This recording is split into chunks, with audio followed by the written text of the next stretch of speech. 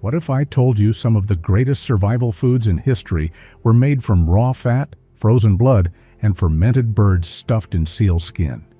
These 15 Inuit survival foods weren't just meals. They were medicine, tradition, and legacy.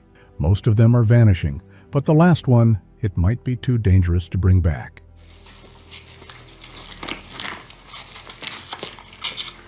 One of the most important foods they had was Muktuk, the skin and blubber of whales like bowheads, belugas, and narwhals.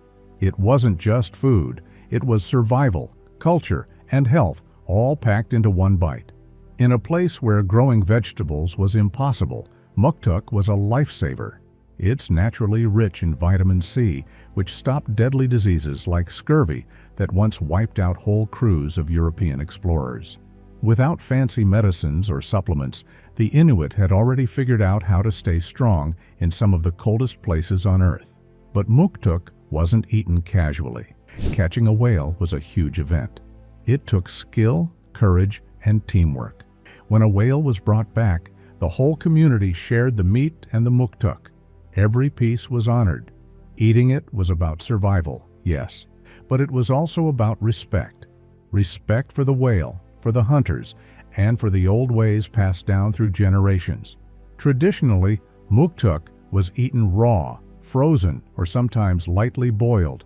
The outer skin is a bit rubbery, while the blubber underneath is soft and rich. Today, it's considered a delicacy in many Inuit communities. But outside of the Arctic, Muktuk has mostly been forgotten. In fact, many young Inuit today face pressure to switch to imported store foods, losing touch with these powerful survival traditions.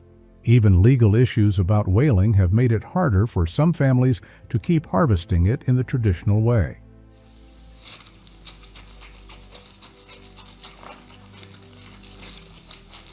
After Muktuk, it's clear that fat and blubber weren't just important for survival, they were central to the Inuit way of life. And if Muktuk kept the Inuit strong, seal blubber, another crucial fat source, was just as vital. Where Muktuk gave them the energy to thrive, seal blubber acted as the essential fuel that kept their bodies warm, nourished, and protected from the freezing elements. Seal blubber is packed with essential nutrients that keep the Inuit strong and healthy. Its high fat content, especially omega-3 fatty acids, was crucial for providing energy in extreme cold conditions. Fat is the body's natural fuel source for warmth, and in a place where temperatures regularly plummeted to -70 degrees Fahrenheit or lower, seal blubber was literally a body warmer. The Inuit didn't just eat it for the taste, though it was probably pretty tasty too. It was their survival strategy. The Inuit would go hunting for seals using harpoons and kayaks. Once a seal was caught, they would carefully remove the blubber, making sure to preserve the fat, which would then be used for various purposes. There were special rituals and respectful practices tied to the hunt. For the Inuit, the seal was not just an animal to be hunted, but a being to be respected and revered. Offering thanks after a successful hunt and using every part of the seal, from its skin to its fat, was a demonstration of gratitude for the life that was given. They used the blubber as fuel for lamps, creating light and heat in their homes, known as oil lamps or quoliks. The fat was also used in skin care. When rubbed on the skin, it helped to protect against the brutal wind and cold, preventing frostbite and chapped skin. During the long winter months when hunting was difficult and food was scarce, the Inuit depended on seal fat to keep them going. It was often eaten raw, preserved, or even mixed with berries, depending on what the community had available. Over the years, as modern diets and lifestyles have changed, traditional foods like seal blubber have slowly been pushed to the background. The younger generations of Inuit people may not be as connected to this ancient food source, largely because of westernization and easier access to store-bought food. Additionally, legal restrictions and conservation laws have made hunting seals for their blubber much harder. Today, while seal hunting is still practiced in certain areas, it's highly regulated, and it's a struggle to continue these ancient traditions when there are so many external pressures and barriers.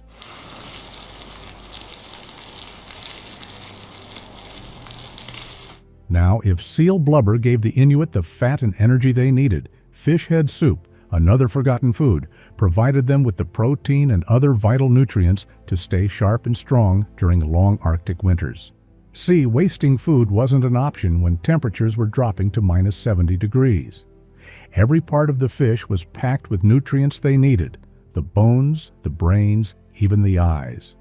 The Inuit would toss the fish heads into boiling water, sometimes fermenting them a little first to make them easier to digest and even more nutritious. Sounds kind of gross? Maybe, but back then it was pure gold. Traditionally made from the heads, bones, and guts of fish like salmon, trout, or char, and packed with protein, fats, and minerals, it was essentially an Arctic superfood.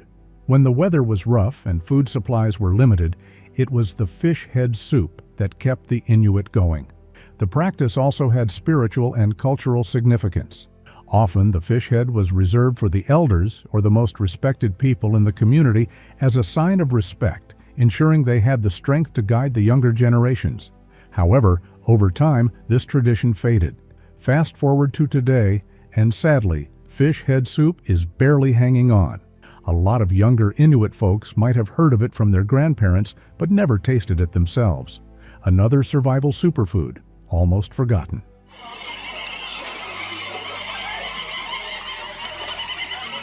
After warming up with something familiar like fish soup, the next dish might surprise you. Because in the Arctic, survival meant getting creative, and that's where Kiviaak comes in, one of the most unique and intense foods ever made. Kiviaak is one of those foods that sounds straight up unbelievable today, but for the Inuit, it was pure survival genius. Hundreds of tiny seabirds called auks, the little Arctic birds about the size of a small pigeon, stuffed whole, feathers and all, into a hollowed-out seal skin. Then the seal skin was sewn shut super tightly to make it airtight and buried under piles of rocks.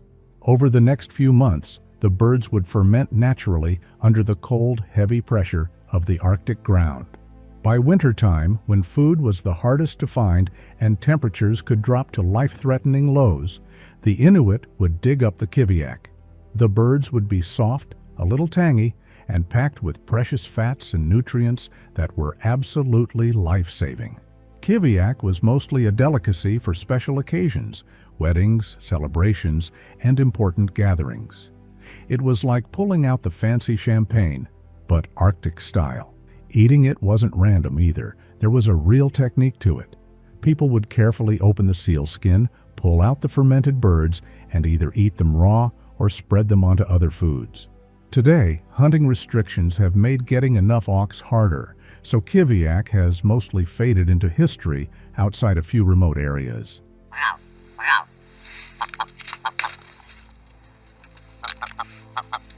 After stuffing birds into a seal skin and letting them chill under rocks for months, you'd think things couldn't get any weirder, right? Well, have you ever been so hungry you started side-eyeing bird poop? Because the next food on this forgotten list is Urumiit, and it's literally dried droppings of Arctic birds. Sounds wild, but wait till you hear why it actually made sense. See, Urumiit is the dried droppings of ptarmigans, small Arctic birds that eat berries, leaves, and twigs. In winter, when plants were buried under ice and food options were beyond limited, the Inuit noticed something smart. The birds' droppings were basically pre-digested plants. So instead of risking starvation, they collected the dried pellets and cooked them in rancid seal fat, sometimes even mixing them with ptarmigan meat or blood to stretch the meal. This preparation not only made the droppings more palatable, but also enhanced their nutritional value. It sounds gross to us now, but this dish was a clever way to stay nourished in brutal cold where not even moss grows. And for some Inuit, it was considered a seasonal treat, like a weird, earthy vitamin boost from nature herself. These days, Urumiit is barely remembered, let alone eaten, but it's proof of how far indigenous knowledge and adaptation could go. Nothing was wasted. Everything had a purpose, and sometimes the best meals weren't always the prettiest. And other times they looked like a sweet treat, but weren't meant to satisfy your sweet tooth, just your need for survival.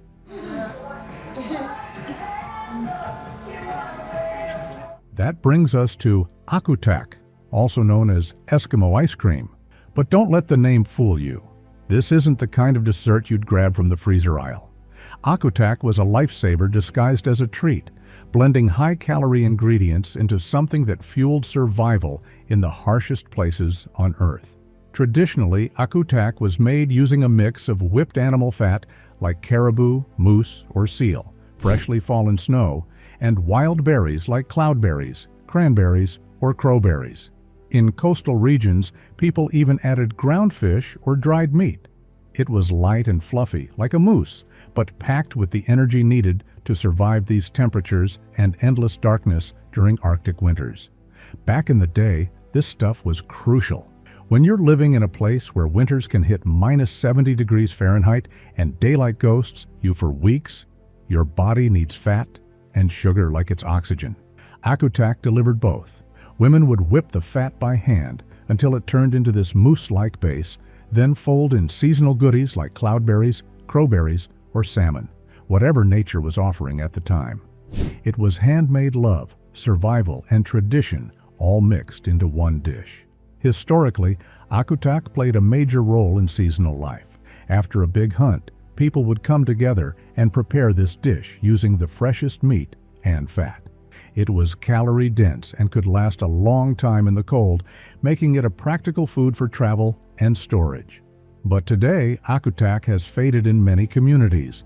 Store-bought sweets, sugar-heavy snacks, and processed foods have replaced these traditional survival recipes. In some places, it's only made during cultural events or by elders trying to keep the knowledge alive. And honestly, that's a shame.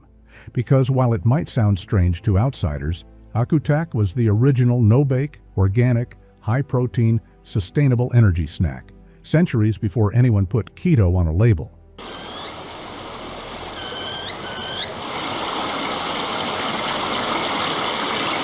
And if you thought Eskimo ice cream was tough to beat, wait till you hear about the next food that'll really give you strength when it counts. Fish roe, or fish eggs, were once a beloved delicacy and a reliable source of energy for Inuit communities. These eggs came from various fish like salmon and trout, and the Inuit knew how to make the most of them. The roe could be eaten fresh or sometimes dried, smoked, or even fermented, depending on the region and season. Historically, fish roe was a go-to protein-packed snack, and in a community where survival was everything, the eggs were prized for their ability to fuel people during grueling hunting trips or days spent on the ice. It was a treasure trove of essential fats, proteins, and vitamins. And believe it or not, the roe was often used as an ingredient in stews, mixed with seal fat or other animal fats, giving it that extra punch of energy. But somewhere along the way, fish roe started to fade into the background, overshadowed by the more popular fish fillets and modern food options. Today, fish roe isn't as commonly eaten, even though it's still packed with nutrients like omega-3s, vitamin D, and iron. It's kind of like the forgotten superfood of the Arctic, and people don't realize how powerful it is, until you dig into the past and remember that it once kept entire communities alive. After the soft, rich pop of fish roe, aka the Arctic caviar if you will, it's time to meet the heavyweight champion of Inuit survival food.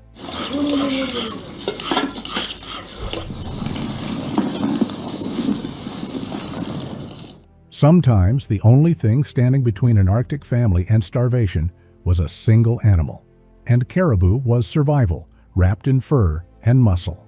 For thousands of years, Inuit communities depended on the caribou, also known as tuktu. This wild Arctic animal provided one of the most complete sources of nutrition available in the north. The meat is incredibly lean and packed with protein, iron, zinc, and B vitamins, especially vitamin B12, which is super important in cold climates where plant-based foods are scarce. But the story of caribou meat goes way beyond just nutrients. Inuit didn't waste a single part of the animal. The meat was eaten raw, boiled, dried into jerky, or even fermented. The bones were cracked open for marrow, a rich fatty energy source. Organs like the liver, heart, and kidneys were eaten fresh, often raw, right after a hunt. Even the stomach was used to store blood pudding, while fat was rendered and mixed with berries and dried meat to make pemmican, an ancient high-calorie snack that could last for months without refrigeration. The hide was turned into warm clothing, boots, and shelter. Sinew, animal tendons, became thread for sewing, and antlers were carved into tools. One caribou could support a family in more ways than most modern groceries can. Back then, seeing herds of caribou migrate across the tundra was a major seasonal event, a signal for communities to gather, hunt, and prepare. But today, many herds are shrinking due to climate change, overhunting, industrial activity, and habitat disruption. For some Inuit communities, access to caribou has become rare, and government hunting quotas have tightened. Store-bought meat has taken its place, even though it lacks the same nutrients, and definitely none of the cultural meaning.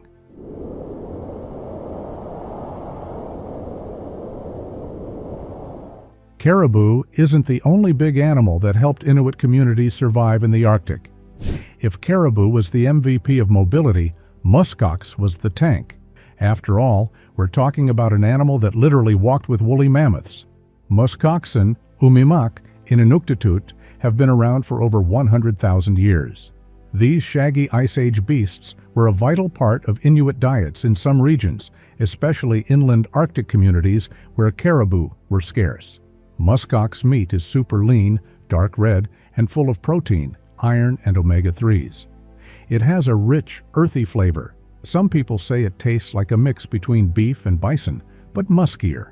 The meat was roasted, boiled, or dried into jerky. Just like with caribou, every part was used: meat, organs, bones, and fat. The fat was especially important in the winter months when calories were survival. And let's talk about that coat for a sec. Muskoxen have a super insulating underwool called Kiviaak, which is 8 times warmer than sheep's wool and softer than cashmere. Indigenous people used it to make some of the warmest clothing on Earth, long before it became a luxury fabric sold in fancy boutiques. But despite all that, muskox meat isn't a regular thing on most tables anymore. Herds were almost wiped out in the 1800s from overhunting by outsiders, and by the 20th century, they were nearly extinct in some regions. Conservation efforts helped bring them back, especially in Canada and Greenland. But today, hunting muskox is tightly controlled and expensive. In many areas, people just don't have easy access anymore.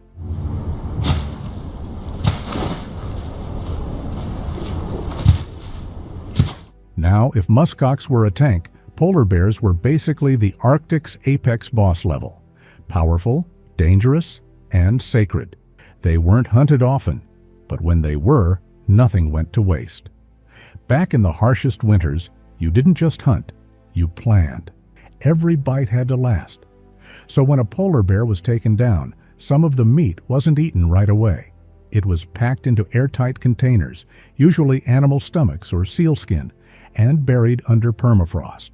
No fridge, no freezer, just raw nature doing its thing. This fermented meat could sit for months. The cold slowed decay, and the lack of oxygen kicked off a natural fermentation process. Fermented polar bear was eaten in tiny amounts, usually with plenty of fat or broth to cut the intensity. Polar bear fat was like Arctic gold. Rich in calories and slow to freeze, it gave Inuit hunters the energy they needed to survive brutal blizzards and long journeys across the ice. It was often rendered down into oil or eaten raw, and while that might make some modern stomachs turn back then, it could mean the difference between life and death. It also had practical uses. For example, polar bear oil was rubbed on skin for moisture and protection against the icy wind, or even used in lamps for light and heat. Today, because of international wildlife protections and declining polar bear populations, this once vital source of nourishment is no longer a common part of the diet. But in the past, polar bear fat was survival science at its finest, living proof of how deeply Inuit people understood the land, the animals, and how to live in balance with both.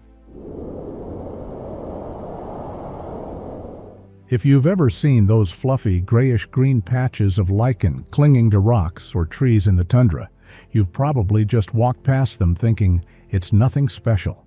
But to the Inuit, reindeer lichen was far from nothing. When food was scarce during the brutal Arctic winters, this lichen became one of their go-to survival foods. Reindeer lichen is a combination of a fungus and an alga. It's a grayish-green lichen that looks like fluffy, dried-out sponges on the ground. It grows in the Arctic tundra and alpine regions, and it's a major part of the reindeer and caribou diet. Reindeer lichen was mainly used as a last resort food, often only eaten when other food sources like fish, seal, or caribou were in short supply. You see, when you're dealing with long winters, limited food sources, and no fast food joints to run to, desperate times call for desperate measures. Inuit groups would often gather it and store it to prepare for the tough times ahead. This lichen was collected, boiled, or dried, and sometimes mixed with caribou fat to make it a little easier to swallow. Not the most delicious, but certainly effective in providing some much-needed calories. And while it's definitely not the kind of food that's ever going to end up on your Instagram feed today, back then it was a critical part of the Inuit's survival toolkit. This food really proves the Inuit's resourcefulness, turning the harsh, bitter environment into a place where almost everything, no matter how strange, could be turned into fuel for survival. When the land gave little, the sea always had a few secrets of its own. Seaweed is the same stuff that's now all trendy in sushi rolls and skincare products. But long before it hit Whole Foods shelves, Inuit communities were harvesting and eating seaweed straight from the icy shores of the Arctic. This marine plant was packed with minerals, especially iodine, which was crucial for thyroid health. And the Inuit figured that out long before science did. They would gather different types of edible seaweed during the warmer months when the tide was low, often drying it or eating it fresh as a salty, chewy side to their protein-heavy meals. In some regions, it was even used to wrap other foods or layered into storage pits to help preserve fish and meat.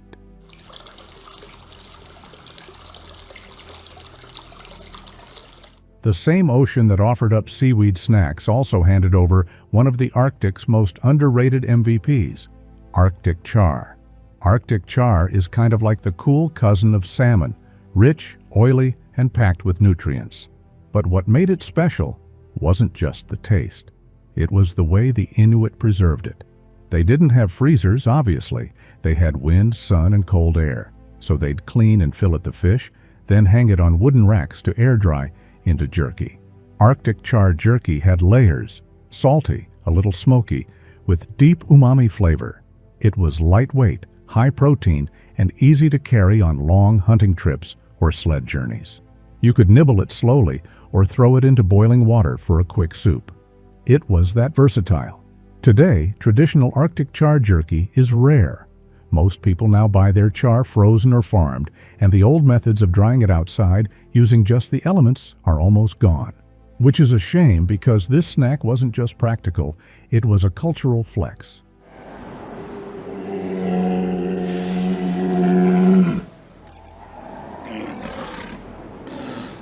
Fermented walrus flipper, known in many Inuit communities as Aquutac, is one of the most traditional and perhaps most challenging foods to prepare and consume. This dish involves a process where the flipper, or sometimes larger portions of the walrus, is buried in the ground during the warmer months to undergo natural fermentation. The method is highly specific.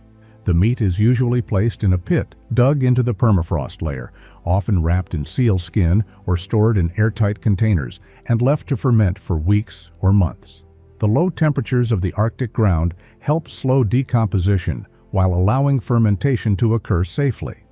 If done correctly, the result is a soft, fatty meat with a strong smell and flavor.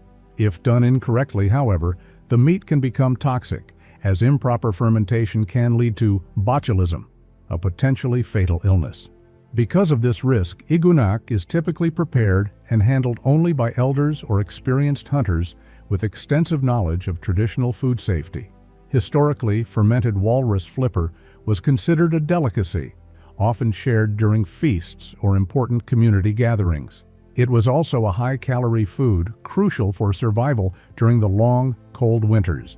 Walrus hunting itself held great significance, as the animal provided not just meat, but oil for lamps, hides for clothing, shelter, and tusks for tools and art. Today, iguanak is far less common. Modern refrigeration, shifts in diet, hunting restrictions, and environmental changes have made both walrus hunting and traditional fermentation more difficult.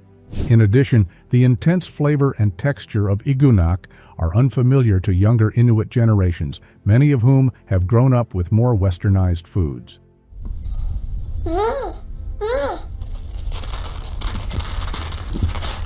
We've ventured deep into the Arctic for some truly extraordinary foods, but there's one final dish that truly embodies the spirit of survival in the harshest environments. A dish that connects the hunter and the hunted in ways few others do. Seal blood soup, known as swasat, is one of the most significant and traditional Inuit foods with a history that stretches back thousands of years. While the concept of consuming blood may be unsettling to some, for the Inuit, this dish is an intricate part of their culture. It is made from the blood of seals, often combined with other ingredients such as seal meat, fat, and sometimes berries or vegetables. The blood is carefully harvested after a successful hunt, typically mixed with water and boiled to create a hearty, nutrient-dense soup. Seal blood is rich in proteins and fats, making it an essential source of energy for those living in the extreme Arctic climate. In times of scarcity, this dish provided much-needed calories and nutrition, helping the Inuit endure harsh winter conditions. Sadly, due to modern hunting restrictions, changes in diet, and the shift toward more accessible foods, seal blood soup is now rarely made. As we've seen, the foods of the Arctic are deeply rooted in survival, tradition, and ingenuity.